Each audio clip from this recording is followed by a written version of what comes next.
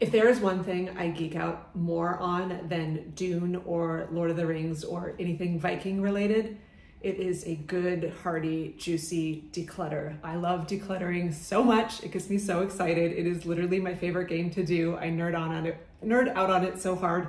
If friends tell me they got rid of things, I'm like, oh, let me see your piles. Let's get to it. So if you are wanting to start your declutter journey to simplification and you need some help because you are overwhelmed and are looking at your house and like, oh my gosh, I don't even know how to begin. Fun fact, the average American home has 300,000 items in it. That's a lot of stuff. So if you're looking at 300,000 items and you're like, I can't do this, let me tell you, you can.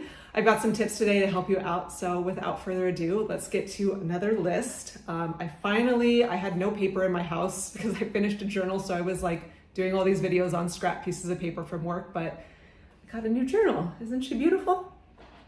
So, okay, let's get to the list. Top 10 decluttering tips from a minimalist pro. Why am I a pro? Because I said I am. Did I pass some sort of certification? No, but I'm gonna call myself a pro, so let's go. Number 1, start with one room or even one section of a room at a time. If you look at your whole house and try to do everything at once, you're not gonna get anywhere. You're gonna get overwhelmed, you're gonna get just like totally fried and start crying and be like, I can't do this. Start with your closet's always a great space because clothes can be sometimes more obvious, or pick the room that needs the most attention that you really, really want to get to, or sometimes it's the room that is the easiest. If you start with easy things, obvious things, then you can get like a little victory, like that one, blanket that someone spilled red wine on that's been sitting in the corner. Like you don't want it anymore, so get rid of it. Or that one pair of pants that just doesn't fit, or that one shirt that has a hole in it, or that one electronic device that doesn't even work anymore. Like pick those obvious things out and get rid of them immediately. It's kind of like pulling back the layers of an onion. And once you get those obvious things out, then you can start to see the next layer of like, oh, actually maybe that could go, or maybe that could go. And if you pick one room or one section to start at, it is a lot more contained. You can just focus your energy on that and see and think clearly and take your time with it. You don't have to race if you're moving, sometimes that can be stressful, but hopefully you're starting this journey and you can just go at a pace that feels right for you. And if you're in a room and even the whole room is a damn mess, pick like the drawer in the bathroom that has all those random things in there that you don't need. And it's like bars of soap from a hotel you stayed at in the 90s. Like let that stuff go. And if you tackle just one thing, you'll start to feel a sense of accomplishment and you'll be able to see the next layer of crap that needs to go essentially. So start with one section or one room and start with the obvious things and then you'll think like, okay, that's definitely all I can let go of. But then once you take that layer out, you'll actually be able to see more things that can go. So that's tip number 1. Tip number 2, one in, one out for your closet. What does that mean? Initially, if you have a really giant closet, like I did in my 20s, it was like a walk-in closet with hundreds and hundreds of items, that a bunch of stuff needed to go at one time. But if you're more at a space where you think you kind of have what you want in your closet, but you still have shopping habits. If you see a new dress that you really, really like and it just vibes with you, like, yeah, get it. But then maybe you can find something else in your closet. It's another dress that you never wear that could go, or that pair of pants that like is not your style anymore or doesn't fit anymore, that can come out. So when something is coming in, you can release something else that's not serving you anymore. And then it keeps the number contained without it just constantly growing like a monster. Also with that, I have archetype pieces in my closet. What does that mean? Mine is super tiny, but every little piece in there has a specific function or fits a specific style or just vibe that I'm looking for. For example, this shirt, my little sneaky shirt, this is actually a rad like $7 thrift shop find. But I had this gray Lululemon shirt that was this exact cut for years. It was like the faux turtleneck, long sleeves, croppy top. And I wore the hell out of it, but after like 6 years, the fabric just died. That happens. So rather than just go aimlessly searching in the world for another shirt or a bunch of other shirts, I waited until I found exactly what I wanted, which was essentially the same style of shirt. It's a more fun print, but it goes with all the pieces that the other one did, and I can wear it in the same way the other one did. And so there's, these archetypes, like maybe for you, you're a jeans and white blouse kind of person. Like that's cool. So you always have those pieces in. And if one of your archetypes dies or gets, stained or doesn't fit anymore, you replace it with something very similar rather than just like aimlessly looking for stuff or accumulating sort of specialty items that you can only wear every once in a while. Number 3, if it's not used in 6 months, it's gone. There's the just in case item. There's two YouTubers called The Minimalist. Check them out. They've been a huge inspiration to me. But we all tend to keep these just in case items around our house, like, oh, that could be useful just in case such and such happens. But when I did massive decluttering starting about 8-ish years ago, I found those just in case items, and the minimalists talk about this, you actually are never really using them. And if there does come to be a circumstance where you do need it, you could probably borrow it from a friend or a neighbor or find it at a whatever store for like $20 or less. But like I used to have a screwdriver. I'm not a handyman. I don't know how to do home projects at all, but I always had a screwdriver for once a year when I changed out my registration tags on my car license. And then one day I was like, why do I have this damn screwdriver? Like I don't use it. And so I let it go, gave it to someone who would use it. And now once a year I borrow a screwdriver from my neighbor and it's fine. And then with clothing, if you live in I grew up in Canada, so I had very intense winter clothing that's not going to be used in July, 6 months later. That's a different circumstance. I mean, I'm talking items that are just sitting around and not being used in your home. And you think, oh, maybe one day I'll wear that or use that or play with that or whatever. You probably won't. So besides winter clothing, if you've not touched it in 6 months, you're probably not going to touch it for another 6 months. So get rid of it. It's gone. Number 4, does it match your current authenticity? Style will change throughout the years. Who you are as a person will change throughout the years as you grow and get to know yourself more or just develop more into who you are. And that's cool. That's great. I certainly haven't had the same clothes over the past 20 years. My style's gone all over the place. But as you're decluttering and coming into a space where you want the things in your home to reflect who you really are and what you really value and what you really serve and express your energy authentically in the world, you can start to let go of things that don't match that. For example, when I was living in Hollywood and Las Vegas, I had a very ostentatious lifestyle and lots of 6-inch stiletto shoes with gold spikes on them and very short dresses and loads of makeup. And as I kind of evolved into and it's not that that was bad, that's just where I was at in life. But now I'm a little bit more earthy, I would say, a little bit more natural. And I wear Bloodstone boots every day. I don't wear I have one pair of heels that I like to wear, but to have all of those dresses still in my closet when I don't go to nightclubs anymore, I go to the beach and meditate. So I don't need that stuff hanging around. Those are, old versions of myself that I can let go of. And I think if you look in your closet, there's definitely those items that are yeah, that's just not who I am anymore. And you can let that go. And it applies to household items too. I used to have a very bright, loud, colorful home with just stimulus everywhere and just neon colors and bright things. And I can be a very bright and loud person, but I also, as I evolved into more authenticity, realized I need a calm, quiet, zen space at home. So now it's earth tones and soft colors and nothing on my walls. And that's authentically where I am now. So that's one way too. You can look at the things around in your home, does this match who I am in life now, not an old version of myself or some fantasy version of myself. Number 5. Sentimental items. This is one of the hardest ones for people. You have things from childhood that you were given, things from, family members that love you deeply that you were given, or for me, I was a competitive synchronized swimmer. So for years and years and years, I carried around this big bag of old competition suits, which are diamonds and sequins and sparklies and a bunch of gold medals and even a trophy and a plaque and stuff. And I'm nomadic. I like to move a lot. As I've learned about this, coming in, as you get older, you just know who you are. And I've learned that I like being free and portable. And so when I was moving so much around in my 20s and early 30s and lugging around all this synchronized swimming paraphernalia from when I was way younger, I was why am I doing this? It just sits in my closet. I don't look at it.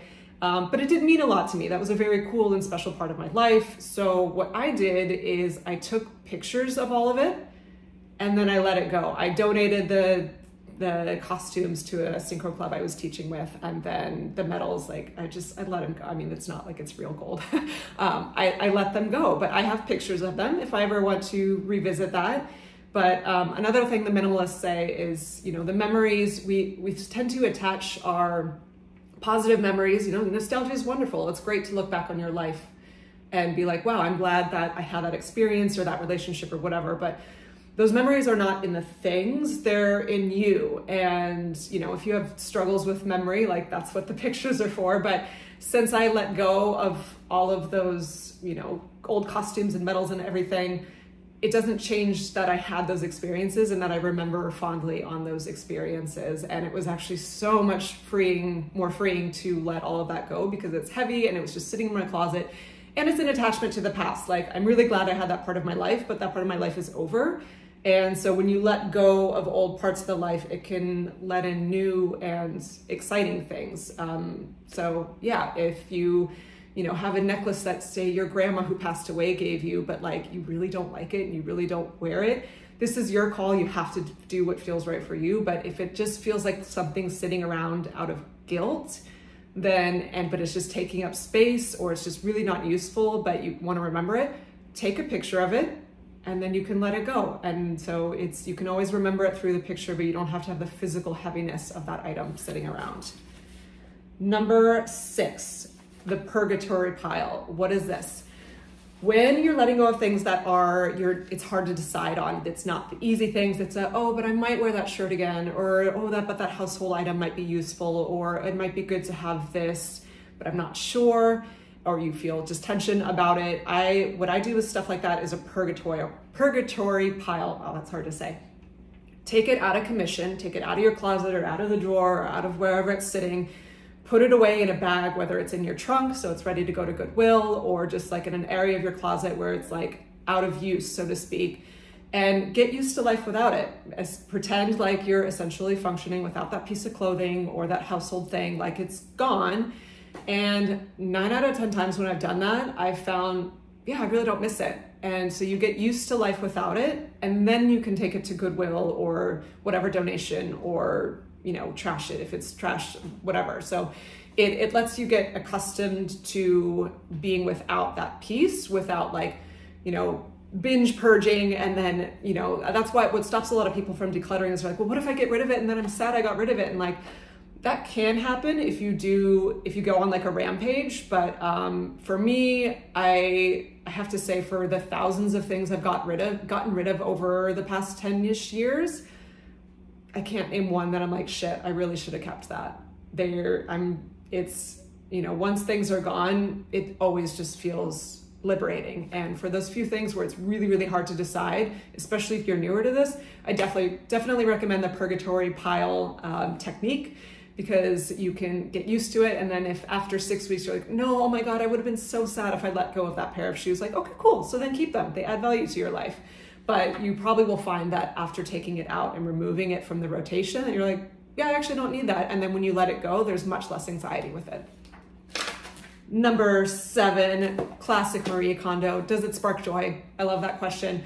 Literally every single thing in my home, whether it's, the little hangy fake plant in my kitchen, or my bathrobe, or my little snaky top, or whatever, even my cookware, like every single thing that's in my life sparks joy and was purchased with intention of it will be useful. I like the aesthetic of it. It feels nice to use. I like how it looks in my home, and it's practical, blah, blah, blah, blah, blah, blah, blah. Because minimalism, I think, should look different for everyone. I'm not telling you to copy exactly how I do things, or your house should look like mine. Like, hell no. Like, it's, your home is just an extension of you, and we're all different and unique and have our own, characters to create. And that's a great thing.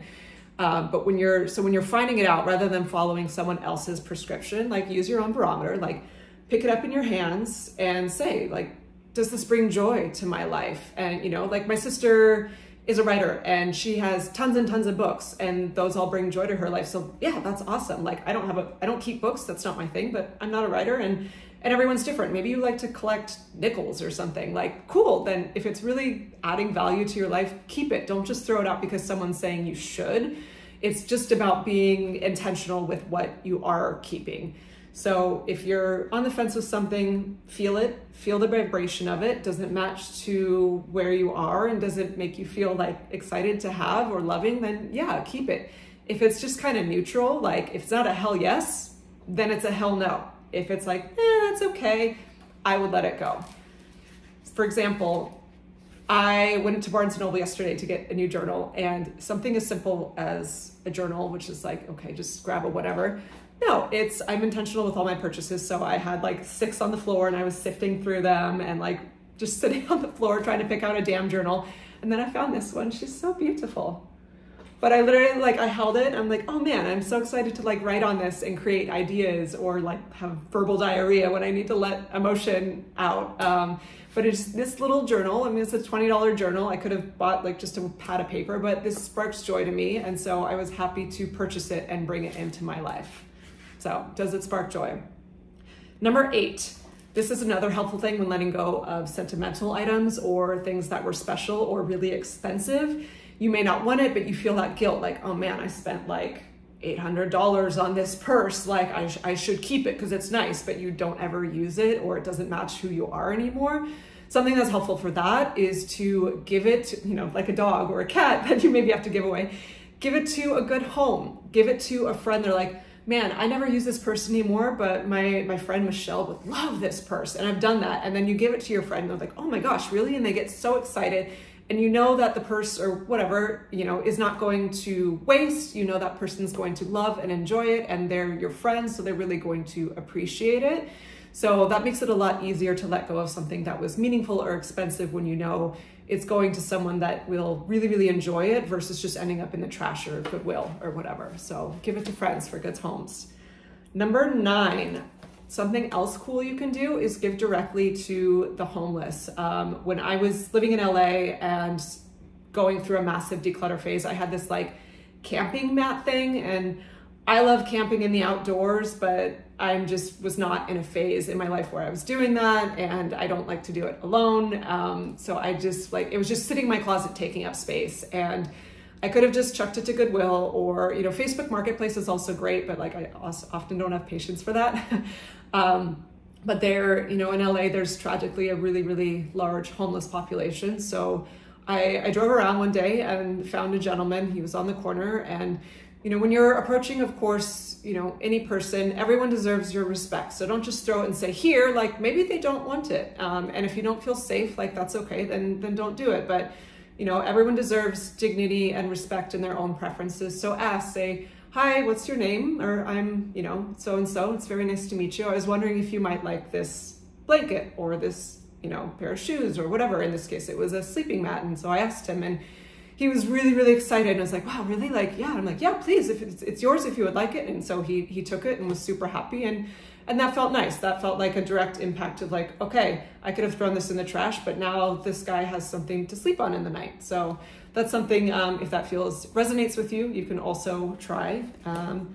We are getting to the last one here, almost done. Number 10. Okay, this one is, I'm back into disclosing my weirdness as a person, but hey, I like being weird. The phrase is, thank you, you have served me well. When I've let something go, have said this since my earliest memories of doing this were 6, 7, 8 years old. I don't know where I got it from. I certainly was not told to do this by my dad. I did not see it on TV or anything. I'm an 80s kid, this was not on TV and there was no internet. So I don't know why I started doing this. It just became this ritual, and it wasn't just letting go of a stuffed animal or something. I did it with clothes or even important items. If I read my toothpaste finished, I would say, thank you you have served me well, and then throw it in the trash. Or just anything that's been in my life for a while and serving me in some way, as simple as lotion or, the toothpaste or a pair of pants or a pair of socks that busted through or a blanket on my bed or whatever. Everything is comes from the earth. And even if it's man-made, it came from something that was created on this earth. And if it was in your life and it was serving you in any kind of way, it's good. I don't know. It feels nice to have and important to have gratitude for anything that we've consumed and then we're releasing out of our lives. I think when you take the time to appreciate each and everything, as simple as a little thing of floss, like, yeah, that floss served you well. Now you don't have cavities. It creates a mindfulness and more of a connection with the consumption of what's coming in and what's coming out. So we're not just hungry hippos gobbling up stuff without any thought. And so it creates gratitude for what you're consuming and then also releases you from guilt if you are indeed letting it go. Just having that connection with whatever the item was, appreciating what value it added to your life and then releasing it when it's time. So there's just a more healthy relationship of things coming in and out that I think can come kind of equalize to a closer state, at least, of more essentialism versus just taking way much more than we actually need. Okay, that's the video for today. I hope some stuff in here helped you. I wish you well as you all embark on your decluttering journey. Hang out with me in the comments. Let me know let me talk about your piles. Let me know what you tackled, what you got rid of, if you're butting your head on something and not sure what to do, ask me. Like, I might have some advice. Again, it's not about copying and doing exactly what I do, but taking tools and then curating your life to be more in alignment with what serves you. Okay, that's it for today. Thank you for watching, and I will see you in the next video. Bye.